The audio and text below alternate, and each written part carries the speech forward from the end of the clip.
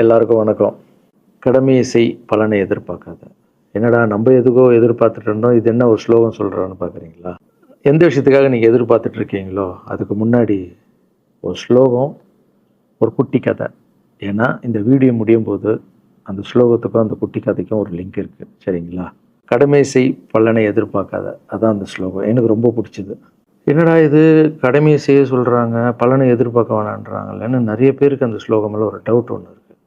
வேலை பண்ணுறோம், வேலைக்கேற்ற கூலி எதிர்பார்க்கக்கூடாதா? இவ்வளோ கஷ்டப்பட்டு உழைக்கிறோம், சம்பளத்தை எதிர்பார்க்கக்கூடாதா அப்படின்னு. அந்த ஸ்லோகத்துடைய முழு மீனிங் என்னன்னா ஒரு கதையாக சொல்லிடுறேன். ஒரு பெரிய வீடு, ஒரு மிகப்பெரிய பணக்காரர். அவர் ரூமு மட்டும் க்ளீன் பண்ணுறதுக்கு ரெண்டு ஆட்கள் இருப்பாங்க.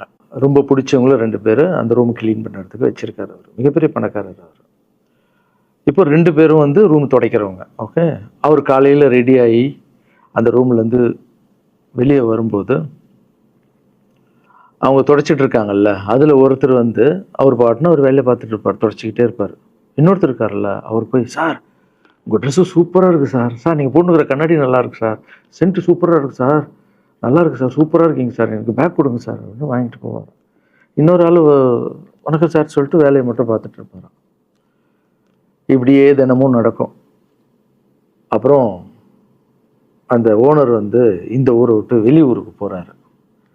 போகும்போது 2 வேலைக்காரங்களும் கூப்பிட்டு ஒருத்தருக்கு வந்து 1 மாதம் சம்பளம் எக்ஸ்ட்ரா, யார் கூட பேக்லாம் தூக்கிட்டு போய் எப்போ பார்த்தாலும் நான் சூப்பர்னு சொன்னார்ல, அவருக்கு 1 மாதம் சம்பளம் எக்ஸ்ட்ரா. இன்னொரு ஆளுக்கு ஒரு வீடு வாங்கி கொடுத்து அவரை, நீ என் கூடவே வந்துருங்க, நான் அவர் கூடவே அவரை கூப்பிட்டு போகிறேன். இவன் ஓடி போய் கேட்டானா, சார் என்ன சார் தினமும் நான் தானே சார் உங்கள் பேக் எடுத்துருந்தேன், நான் கொடுத்த வேலையை நீ கரெக்டாக பண்ணல, நீ ஜால்ரா அடிக்கிறதுலையே இருந்த, எனக்கு இது நல்லா இருக்கு அது நல்லா இருக்குன்னு. ஆனால் அவன் வேலையை மட்டும்தான் பார்த்தான். வேலையை கரெக்டாக பார்த்தா பலனு கடவுள் கொடுப்பார், அந்த பலன் தான் இது அப்படின்னு சொன்னாங்க. இப்போ விஷயத்துக்கு வருவோமா? திருச்சி கிழக்கு தொகுதி. இன்றைக்கி நான் என்ன முடிவு சொல்கிறேன் இதுதானே. நான் திருச்சி கிழக்கில் நிற்கணுன்னா நான் முதல்ல அரசியலுக்கு வரணும். நான் அரசியலுக்கு வரேனா இல்லையான்றதை சொல்கிறேன். அரசியல் எப்படி என் வாழ்க்கையில் வந்ததுன்னு சொல்கிறேன். உங்களுக்கு நல்லா தெரியும், என் வீட்டில் குழந்தைங்கள வளர்த்துக்கிட்டு நான் பாட்டுன்னு சோஷியல் சர்வீஸ் பண்ணிகிட்டு இருந்தேன். மாற்றுத்திறனாளிக்கு டான்ஸ் சொல்லி கொடுக்குறது, ஓப்பனர் சர்ஜரி பண்ணுறது, பசங்களை படிக்க வைக்கிறது, ஸ்போர்ட்ஸு, எல்லாத்துலேயும் என்னால் முடிஞ்ச வரைக்கும் பண்ணுவேன். என்னால் முடியல மற்றவங்கிட்ட கேட்டு பண்ணிகிட்டு இருந்தேன். இந்த டைமில் தான் ஜல்லிக்கட்டுன்னு ஒன்று வருது. ஒரு சில விஷயம்லாம் ஃபாஸ்ட்டாக சொல்லிடுறேன், உங்களுக்கு தெரிஞ்ச விஷயந்தான். ஜல்லிக்கட்டுன்னு ஒன்று வருது, அதில் நான் போகிறேன், சாப்பாடு போகிறதுக்காக குழந்தைங்களுக்கு போகிறேன். அப்படி நான் அந்த ஜல்லிக்கட்டு நடந்து முடிஞ்ச விஷயம்லாம் உங்களுக்கு தெரியும். அப்புறம் என் மேலே ஒரு தலைவர் விமர்சனம், எதுக்கு தலைவர்னு சொல்லுவாரா, நம்ம அண்ணன் தான், சீமான் அண்ணன் ஒரு விமர்சனம் வைக்கிறாரு. அதுக்கு நான் மறுபடியும் ஒரு ட்வீட் போடுறேன், அவர் ட்வீட் போடுறேன். அப்போ தான் என் வாழ்க்கையில் அரசியல்னு அந்த நுழையுது. நம்ம சாப்பாடு போகிறதுக்கு போகணும், இது என்னடா இவ்வளோ பெருசாக இருக்குது, அந்த ஜல்லிக்கட்டு தான் எனக்கு அரசியலில் உள்ள நுழைஞ்சது, என்னடா இவ்வளோ பெருசாக இருக்குது அப்படின்னு. அப்படியே போச்சு. அதே தலைவர் தான், அதே சீமான் தான் ரஜினி சார் அரசியலுக்கு வர்ற மாதிரி பேச்சு அடிபட்ட உடனே அவங்க சைட்லேருந்து பேசுகிறாங்க, தலைவரை பற்றி பேசுகிறாங்க. தலைவர் எனக்கு வந்து ஒரு குரு, என்னை வாழ வச்ச தெய்வம், ஒரு அப்பா மாதிரி, ஒரு அண்ணன், அப்பா எல்லாமே சொல்லலாம். ஸோ அவரை பற்றி அதிகமாக பேச ஒரு முறையும் சூப்பர் ஸ்டாருக்கு ஃபோன் போடுவேன், அண்ணா ரொம்ப ஓவராக பேசுகிறாங்க, டெபா கம்முன்னு இருக்கண்ணா, நீ சைலண்ட்டாக இப்படியே ஓரளவுக்கு தான் நம்மளால் பொறுக்க முடியும். அதுக்கப்புறம் ஆடியோ ரிலீஸ் ஃபங்க்ஷனில் என் மனசில் கடலாம் உடச்சி சொன்னேன், அதை நீங்களும் பார்த்துருப்பீங்க, தெரியும். அதுக்கப்புறம் ஒரு ரஜினி சாருக்கு ஒரு ஃபங்க்ஷன் வந்தது, அந்த ஃபங்க்ஷன்லேயும் பேசினேன் இதை பற்றி. உங்களுக்கு தான் தெரியுமா அந்த வீடியோ, யார் ஓட்டப்பந்தயத்தில் ஜெயிக்கிறது, இப்போ கூட அந்த வீடியோ போயிட்டுருக்கு. அதை பேசணும், அது பாட்டு அப்படியே போயிட்டு இருந்தது. அதுக்கப்புறம் பார்த்தீங்கன்னா ரஜினி சார் அரசியலுக்கு வரேன்னு அனௌன்ஸ் பண்ணோடனே நான் போய் தலைவரை பார்க்குறேன், என்ன வரீங்களா, நியூஸில் வருது, ஆமாக்கா நான் வரேன். இன்னும் பயங்கர சந்தோஷம். ஏன்னா வாழ்க்கையில் ஒளி ஏற்றி வச்சவர், அவர் அரசியலுக்கு வர்றாரு, அவருக்கு சப்போர்ட்டிவாக இருக்கணும் நம்ம.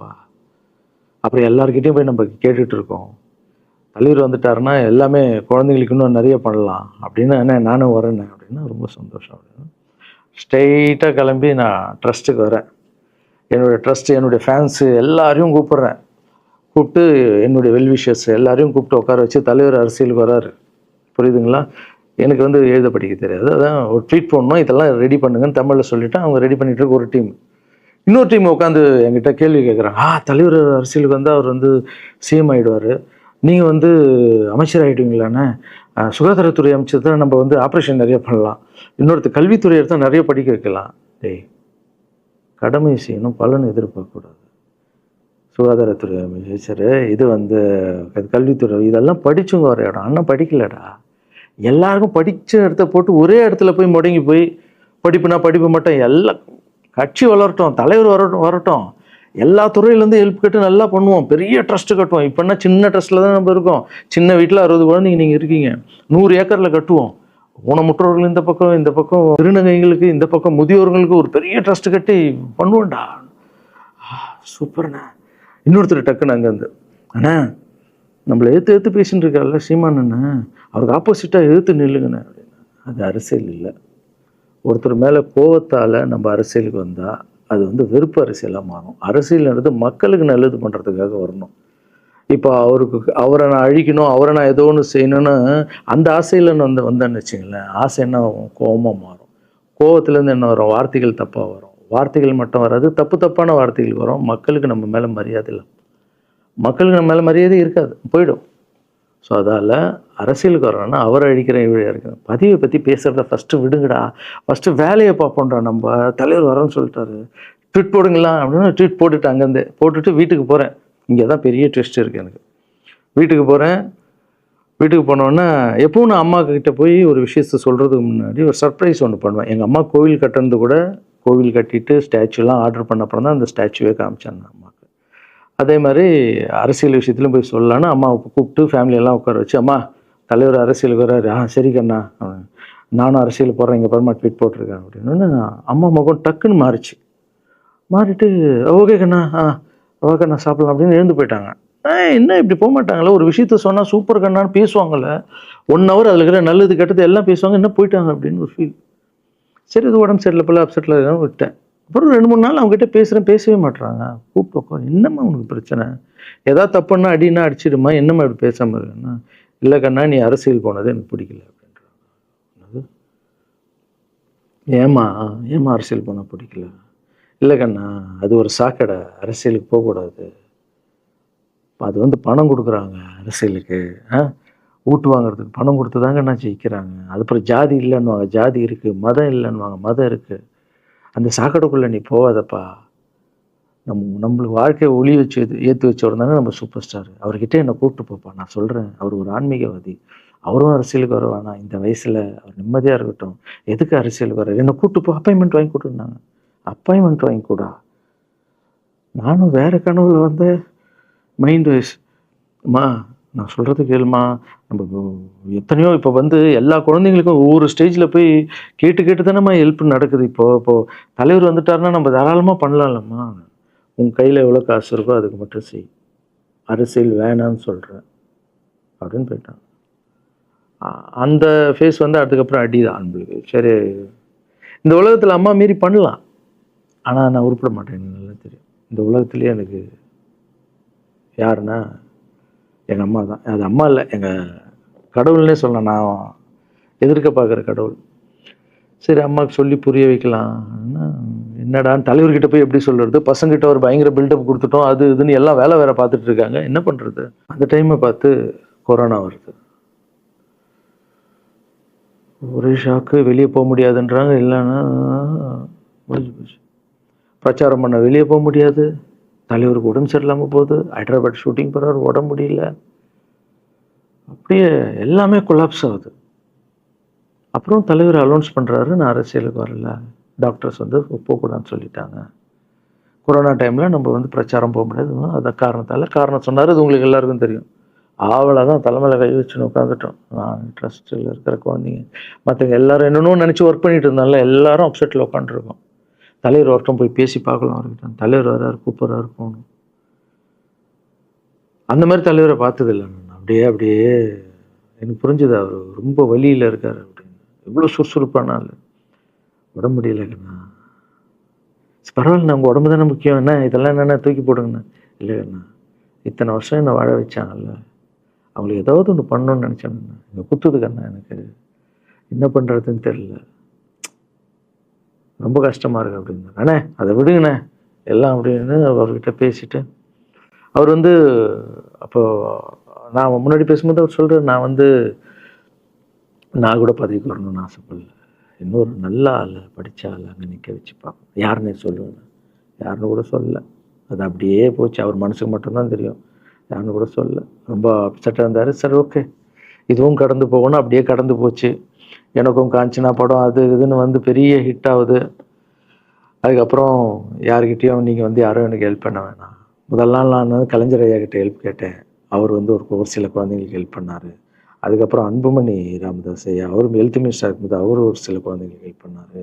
அப்புறம் நம்ம விஜய் சார் நண்பர், அவர் ஒரு குழந்தைக்கு ஆப்ரேஷன் பண்ணார். ஸோ இருக்கும்போது என்னால் முடிஞ்ச வரைக்கும் சொந்த பணத்தை போட்டு பண்ணிவிடுவாங்க. முடியாத போது தான் நான் அந்த ஹெல்ப்பை கேட்பேன்.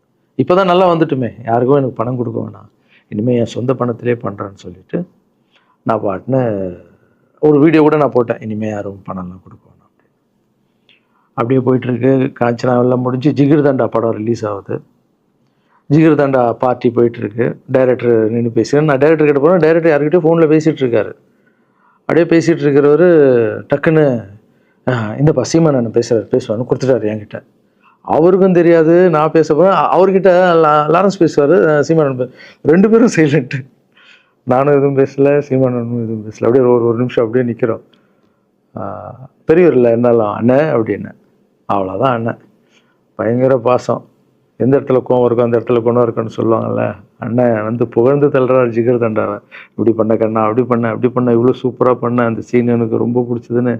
அவருடைய அன்பு தான் தெரியும்ல, எல்லாமே அதிகமாக இருக்கும் அண்ணன்கிட்ட. அண்ணா ரொம்ப சந்தோஷமாக வாழ்த்தினார். அப்புறம் நான் மாற்றம்னு ஒரு அமைப்பு ஆரம்பிச்சிருக்கேன்ல, இந்த விவசாயிகளுக்கு டிராக்டர் கொடுக்கறது, அப்புறம் மாற்றுத்திறனாளிக்கு ஸ்கூட்டி கொடுக்குறது, எல்லாமே அதை பார்த்துட்டு பத்திரிகையாளர் கேட்குறாங்க அவர்கிட்ட, ரகுவலரன் சார் மாற்றம்னு அமைச்சிருக்காருன்னா, நல்ல விஷயம் தம்பி, நல்லா பண்ணிட்டோம், நல்லா இருக்கட்டும் அப்படின்னு வாழ்த்தினார். ஸோ ஒரு பெரிய பிரச்சனைக்கு கடவுளே அதை அப்படியே சால்வ் பண்ணி வச்ச மாதிரி ஆயிடுச்சு. அப்படியே போச்சு. ஆனால் நீங்கள் நல்லா இருக்கணும், எங்கே இருந்தாலும் நல்லா இருப்பீங்க. எப்போல்லாம் ட்ரஸ்ட்டுக்கு போகும்போது பசங்களாம் கேட்பாங்க, அந்த 100 ஏக்கர் ட்ரஸ்ட்டு குழந்தைங்க, சரி ஓகேடா. அப்படி பார்த்தீங்கன்னா நண்பர் விஜய் சார்கிட்ட பேசிகிட்டு இருக்கும்போது நான் வர அரசியலுக்குன்றார். நிஜமா நண்பா அப்படின்னு. எஸ் அப்படின்னு. மறுபடியும் போய் ட்ரஸ்ட்டில் உட்காந்து டேய் நண்பர் வராரு. ஏன்னா சூப்பர் ஸ்டார் எனக்கு எவ்வளோ க்ளோஸோ, நண்பர் கூட அவ்வளோ க்ளோஸ் தான் எனக்கு. ஏன்னா மேகமாய் போகிறேன்ற சாங்லேருந்து நான் அவருக்கு டான்ஸ் மாஸ்டராக பண்ண ஆரம்பித்தேன். அதுக்கப்புறம் நிறைய சாங் பண்ணேன், சரக்கு வச்சுருக்கேன். அப்போ உங்களுக்கு தெரியும், அந்த தாம் தக்க தீம் தக்க அவருக்கு மட்டும் நான் ஸ்பெஷலாக பண்ணி கொடுத்துட்டு போவேன். தமிழ் வேறு யாருக்கும் பண்ண மாட்டேன். அவர் கூப்பிட்டா வருவேன், தலைவர் கூப்பிட்டா வருவேன், சாங் பண்ணிட்டு போவேன். அவர் வரணும் போது எஸ், ஏன்னா அவர் ஒரு முடிவு எடுக்க மாட்டார், எடுத்தாருன்னா அவர் நல்ல உழைப்பார், நல்ல உழைப்பாளி, பண்ணுவார் அப்படின்னு நினச்சி மறுபடியும் போய் ட்ரஸ்ட் ஆளுங்கெல்லாம் பேசுகிறதுக்கு முன்னாடி ஐயோ அம்மா இருக்காங்களே பிடிக்காத, ஃபஸ்ட்டு அங்கே கரெக்ட் பண்ணணும்ல. அங்கே போனேன். அம்மா நண்பர் அரசியலுக்கு வராருப்பா. என்னம்மா அப்போ தான் ஓகே, இப்போ எல்லாம் மாறி இருக்கு, போகலாமா, நீ ஃபஸ்ட்டு அவர்கிட்ட ஒரு அப்பாயின்மெண்ட் வாங்க, நான் உன்னை கூப்பிட்டு போகிறேன் அப்படின்னா. கூப்பிட்டு போய் இந்தப்பா என் பிள்ளைய ஒப்படைக்கிறேன் பார்த்துக்கப்பான்னு சொல்லுன்னு பார்த்தா, என்னம்மா பேச போகிறான்னு கேட்டேன்.